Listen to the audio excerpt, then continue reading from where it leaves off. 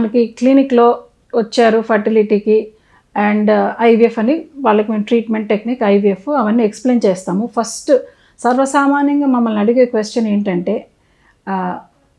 మాకు రిక్వెస్ట్ ఏం వస్తుందంటే, మేడం ఇలా మేము ఐవీఎఫ్ చేయించుకుంటున్నామని మాకు ఎవరికి చెప్పకండి, వేరే వాళ్ళు ఏమనుకుంటారో.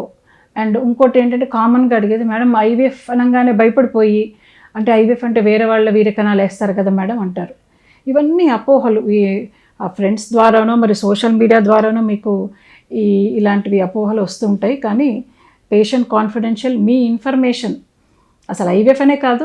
ఒకసారి మేము మా హిప్పోక్రటిక్ ఓత్ ఏంటంటే పేషెంట్ సేఫ్గా ఉండాలి. ఇంకోటి పేషెంట్ ఈ ట్రీట్మెంట్ డీటెయిల్స్ పక్క వారికి అసలు చెప్పము, చుట్టాలైనా చెప్పము. ఇన్ఫ్యాక్ట్ హస్బెండ్ వైఫ్నే రమ్మంటాం మేము కన్సల్టేషన్కి, చుట్టాలని తెచ్చినా మేము అలాంటివి ఏమి చెప్పము.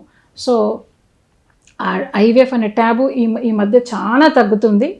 అండ్ ఈ బ్యూటిఫుల్ జర్నీ మీరు it's an emotional roller Coast, it's a beautiful journey. ఒక్కోసారి మీరు లోన్లీగా ఉండొచ్చు, ఎమోషనల్ రోలర్ కోస్టర్ ఉండొచ్చు ఈ హార్మోన్స్ వలన. సో మీ పార్ట్నర్ తోటి హస్బెండ్తో షేర్ చేసుకుంటే ఈ జర్నీ మీకు చాలా స్మూత్గా ఉంటుంది. అండ్ థ్యాంక్స్ టు కొందరు సెలబ్రిటీసు ఆ ట్యాబుని, ఐవీఎఫ్ అనే ట్యాబుని పక్కన పెట్టి వాళ్ళ ఫర్టిలిటీ జర్నీస్, అంటే వాళ్ళు కూడా చాలామంది ఐవీఎఫ్కి వెళ్ళారు, సక్సెస్ అయినాయి. సో వాళ్ళ ఫర్టిలిటీ జర్నీని సోషల్ మీడియా ద్వారా షేర్ చేసుకుంటున్నారు. సో ఈ ట్యాబ్ని పక్కన పెట్టేయండి. ఇది ఒక సైంటిఫిక్ టెక్నిక్ అంతే. మీకు ఓన్లీ ప్రెగ్నెన్సీ ఛాన్సెస్ని బూస్ట్ చేయడానికి ఇన్వెంట్ చేసిన టెక్నిక్ ఫ్యూ ఇయర్స్ బ్యాక్.